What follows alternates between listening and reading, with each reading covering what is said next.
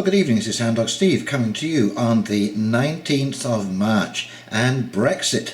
Oh, Brexit. Oh, brother. That's going to be the topic this evening. And a warm welcome to all of you. Okay, so what's going on with Brexit? Speaker of the House, John Bercow, has just turned this whole thing upside down.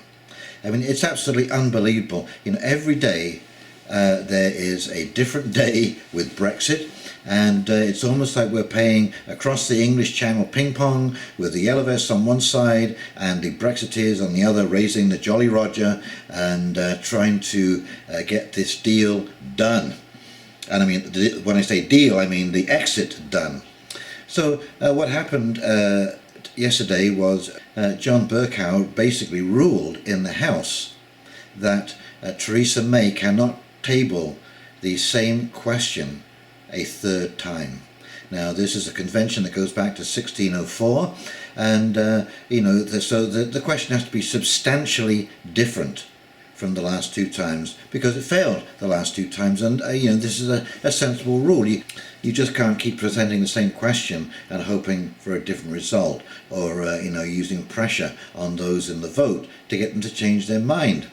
So what has this done? Well, there's a couple of things, and it's funny because just the other day I was thinking when they voted that they wouldn't leave without a deal, that was it. It was basically all over. It was accept this lousy, stinking deal from Theresa May, or go up to 4 years to try and renegotiate some deal which was going to be negated by the backstop kicking in anyways in 2021, which is where all the substantive changes would have been made in favour of the EU, controlling Britain from both sides, through Ireland and from Europe. Okay, so because Theresa May cannot table this question again without, as I say, substantive change, and there is no substantive change that she can offer that would make it a better deal. Okay, except to scrap the whole thing, rewrite the whole thing, and we're on the 19th. We are a scant 10 days away from Brexit. So the other thing that's taking place right now is that Nigel Farage is ferociously going across Europe, and he is whipping up support to vote against any kind of extension.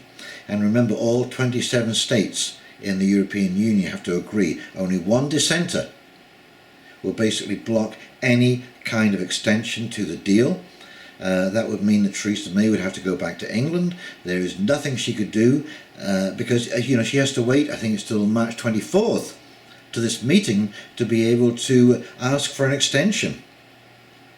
So the 24th, that leaves you 5 days away. And I think I told you in a previous video that this is what I thought was going to be the outcome. It would be endless waffling, indecision, and that is what is actually, just as a sidebar here, is going to bring an end to the world as we know it. Is that we're just one day going to wake up and nobody will be able to make a decision. The wheels of government will seize, and we'll just be looking at each other going, what do we do now? That's my prediction, because the government is such a quagmire. Anyway, so that's what we're looking at. I think we could be actually getting a no-deal Brexit in 10 days, 11 days. Britons will wake up and they will have exited the EU, and they will work things out as they go along. Anyway, I've got a couple of articles here I'd like to show you, so let's flip over to those, and when I come back we'll do a quick wrap-up. Okie dokie, here we go. Okay, this from the Cyprus Mail. Speaker John Bercow derails PM May's plan for third vote for now. London, March 19th. Prime Minister Theresa May's Brexit plans were in disarray on Tuesday as her government sought to plot a way around the Speaker of Parliament's ruling that she had to change her twice-defeated divorce deal to put it to a third vote. After 2.5 years of negotiations with the EU, Brexit remains uncertain, with options including a long postponement, exiting with May's deal, an economically disruptive exit without a deal, or even another EU membership referendum. Speaker John Bercow blindsided May's office on Monday by ruling the government could not put the same Brexit deal to another vote in Parliament unless it was substantially different to the ones defeated on January 15th and March 12th. Brexit Secretary Steve Barclay said that the ruling meant a vote this week on May's deal was more unlikely, but said ministers were studying a way out of the impasse and indicated the government still planned a third vote on May's deal. This is a moment of crisis for our country, Barclay said. The ruling from the Speaker has raised the bar, and I think that makes it more unlikely the vote will be this week. Bercow said his ruling, based on a convention dating back to 1604, should not be considered his last word, and the government could bring forward a new proposition that was not the same as those already voted upon. Nigel Farage to lobby EU countries in search of Brexit extension veto. Former UKIP leader Nigel Farage said on Wednesday, 13th of March, he would lobby EU countries to make sure one of them vetoes a possible extension of Article 50 past the March 29th deadline. I have stated already I will do my best to obtain a veto, Farage, who is now a member of the Brexit Party, told BBC's Andrew Neil while the Commons were voting to rule out a no-deal Brexit. Indeed, an extension of Article 50 can only be taken with unanimity, and the veto of one country is enough to block it. Farage, who is still an MEP and was speaking from Strasbourg, said he never trusted the British political class to honour the 2016 Brexit referendum, and that he was preparing for some time for this type of scenario. After the Commons voted against a no-deal Brexit, Prime Minister Theresa May said she would ask for a short, limited technical extension, but warned that in the absence of support by Parliament, there would need to be a much longer extension to the March 29th departure date. Now, I think that I did mention that the road to Brexit would be rough. You'd be hearing more rumours, more doom and gloom, more end-of-the-world stuff, failures of motions, scandal mongering, and lots of inflammatory commentary from the media. Okay, so it is going to be rough. It's going to be hard on the soul to watch what's going to happen over the next 10 days. It is going to get really intense because Europe really is scared that Britain will leave without a deal. And they're caught in an impasse too, that they have their rules. And the EU is not the EU of 10, 15 or 20 years ago.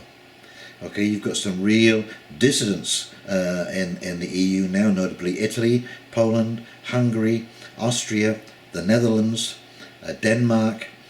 So I think a unanimous 27 state vote is not a guarantee at all.